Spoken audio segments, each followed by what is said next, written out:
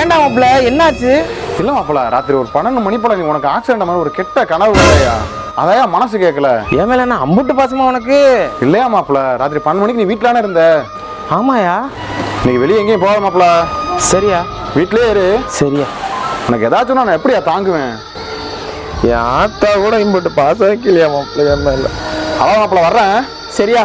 அவ்வளோ ஃபோனை சுவிட்ச் ஆஃப் பண்ண, நான் கால் பண்ணுவேன். சரி மாப்பிள்ள, சரி. சரி, நம்மள இம்புட்டு பாசமா இருக்கானே. நீ என்ன பண்றீங்க?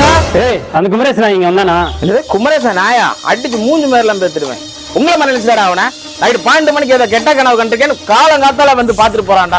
அதெல்லாம் ஒரு மசனும் கிடையாது. சிவனேசம் கொண்டாட்டி ராத்திரி 12 மணிக்கு எவனோ ஓடி போச்சான். அந்த நாய்க்கு உன் மேல சந்தேகம். அதே காலங்காத்தால உன்னை வந்து பாத்துட்டு போச்சு. ராத்திரி 12 மணிக்கு நீ வீட்டுலானே இருந்த. அப்ப புரியல. இப்ப புரியுது.